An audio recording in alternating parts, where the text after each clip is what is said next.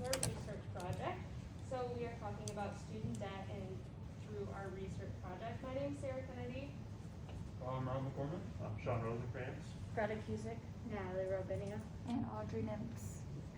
Just a little pre-information before we get into things. I just want to let you know some statistics when it comes to college. Currently, there's 19.4 million students enrolled in universities or community college, some sort of higher level education. The number of undergrads that we have here at Northern more specifically is 6,734 as of this year. And going in a little bit further, the outstanding federal student debt currently from 2022 sits at $1.58 trillion.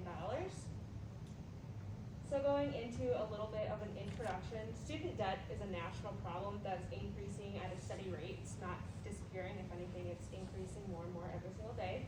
As of 2022, according to the education data, the average student loan equates to $37,693 per borrower. For students that take loans with private companies, the average debt is almost $55,000. Our group has decided to look at this topic to the fact that it's an issue relevant to our financial situations. As students ourselves, we see how student loans can impact someone's financial position and decisions during and after college. We thought it would be very interesting to take a deep dive and see what aspects more specifically have more stress when it comes to student debt. It can be difficult for students to overcome these debts as well as overcome them in an optimized period of time. When it comes to starting to pay off your student debts, they say you're supposed to do it now while you're in college. The longer that you wait, the harder it gets, the more expensive it gets. Your tuition rates, blah, blah, blah, blah, blah, everything like that starts to increase over time, so the faster that you pay them off, the better. Our goal for this research is to dive into some of the struggles that students face when it comes to their debt and how specifically they manage it. Our group plans to focus on 3 specific categories: how student loans affect one's mental health, how student loans affect spending habits, and how loans deter individuals from their recreational spending. So going into the student loans affecting mental health, throughout college as well as post-graduation comes a mass amount of stress for students, obviously. A meta-analysis of personal unsecured debts and health revealed that more severe debts are associated with worse health outcomes such as depression, anxiety, suicide, or attempted suicide, problems with drinking, substance abuse, etc. For 44 million Americans with a combined $1.7 trillion in student loan debt, mental health is at an all-time high. It's at the forefront of your mind when you're considering, do I want to go to college? Is it worth it? How is this going to affect my mental health when it comes to how much I have to take out in loans?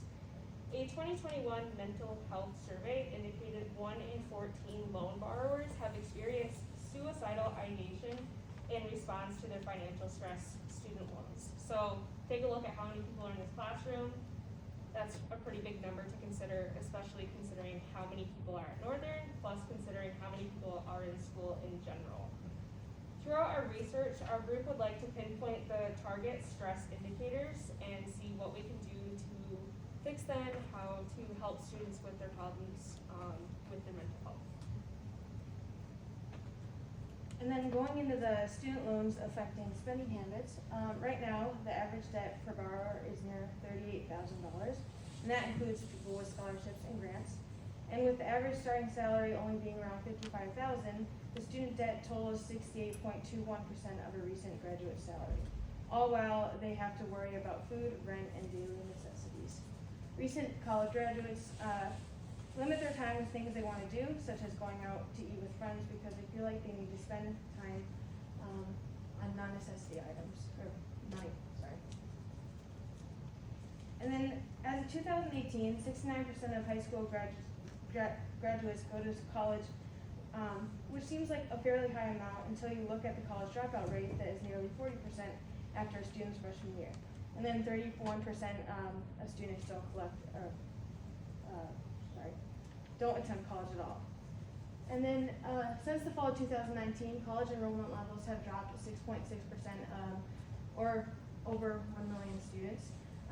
And that might be because of COVID and, the shutdown. But,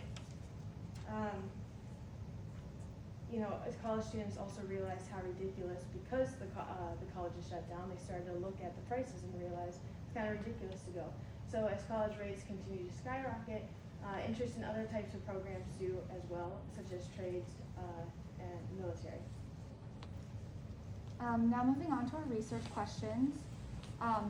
Just to bring it all together, like Greta and Sarah mentioned, the main focus of our research is that there's complications of academic loans and how they're impacting student lives.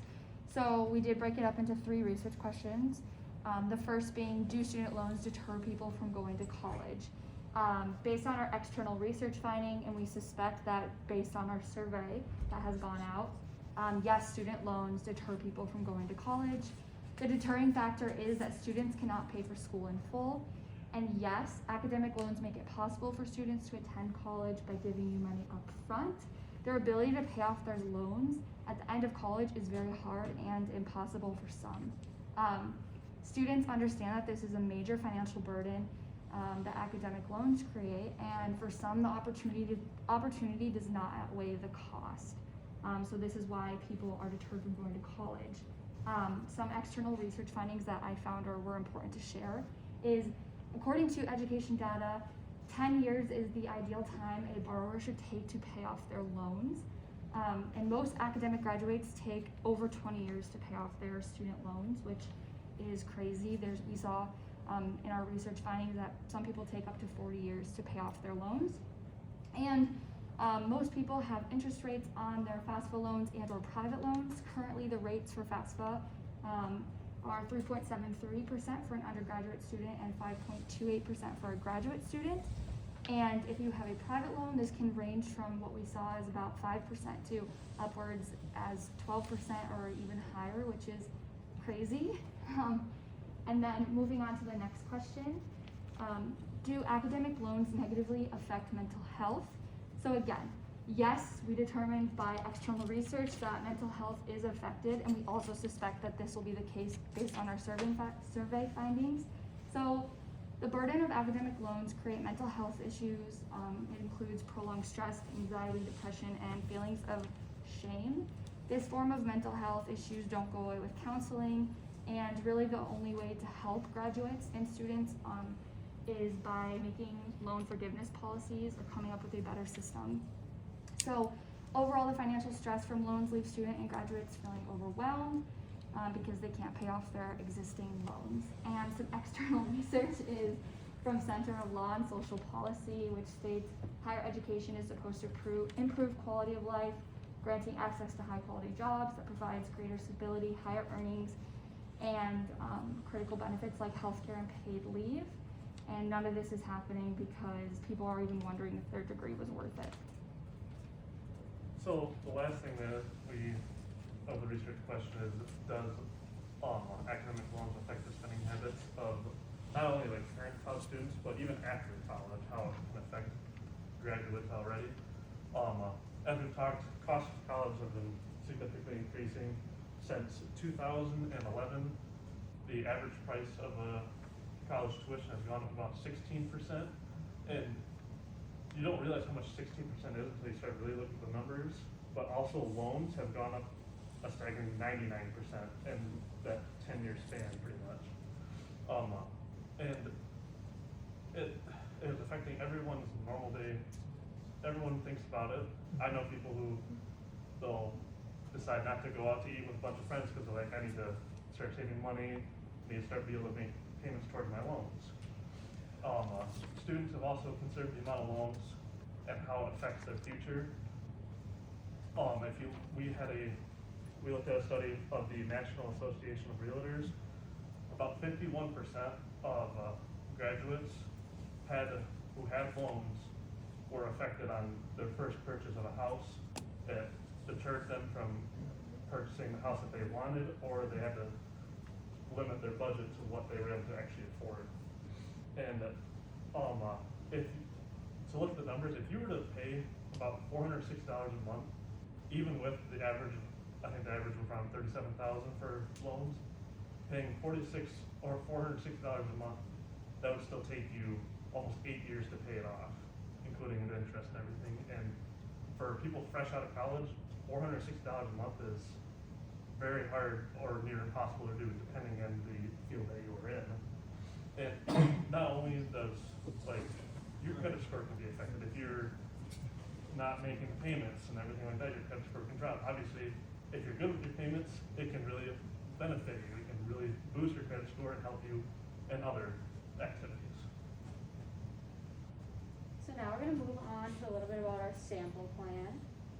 So there's gonna be approximately 10 questions on this survey. They're gonna cover a variety of topics, starting with just the basic student loan amounts that each respondent has. And then we're gonna also look at what the effect these student loans have had on their mental health, their stress levels, and also everyday financial decisions that they have to make. And then another thing we're gonna look at is their college attendance levels and how student loans impact these. And then of course, we're gonna have the basic demographic questions, including questions about age, gender, and the year in school that each respondent is. And then as for how we are creating and distributing the survey, it was created through Qualtrics, and it's gonna be distributed a little bit face-to-face. This will be in Jamridge, just setting up a booth and being there to help respondents walk through the survey. But the primary way we're gonna distribute the survey is online through social media. So this will be through all of our Instagram and Snapchat accounts, etc. And then we're hoping to get around 300 surveys. Obviously, the more surveys we have, the more accurate the data will be, but not all of these will be used due to some sampling errors. And then for our population and the segment, we're targeting college students, mostly age 17 through 25. These are mostly going to be students in the Midwest, since that's where we're all from, and most of them will be NMU students. There's also going to be a subsection that may be included in our sample, and this is the little older age people, age 25 to 55. So these are respondents who have previously incurred student loans and are maybe have graduated and moved on from college, but may still have those loans affecting their lives. And there will probably be family members or friends of NMU students, so maybe our family members or family members of other people who have taken the survey. And then lastly, our survey methods. One way is going to be through convenience sampling. Again, that's through the Jamridge option.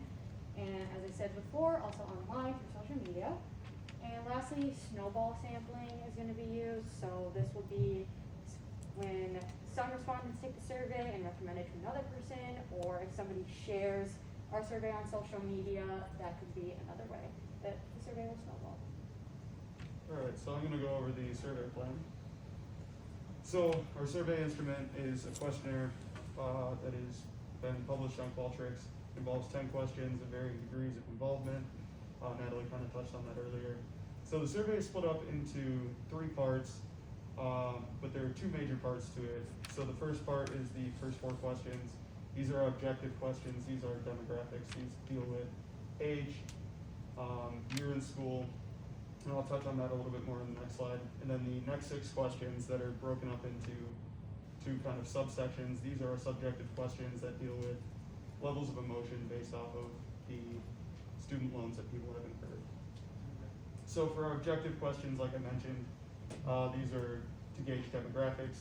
These will deal with age, year spent in college, the year of school that the respondent's in, as well as their employment status at the current moment. And then the objective questions dealing with the student loans, they'll be given a range of choices. So for instance, whether their loans are within the $10,000 to $20,000 range, $20,000 to $30,000 range, and so on and so forth. For the subjective questioning, however, this will be used to gauge kind of more the emotional side of things, and we mainly use the Likert scale to measure these emotions. So the choices vary from none at all, very little, neutral, and then so on from there.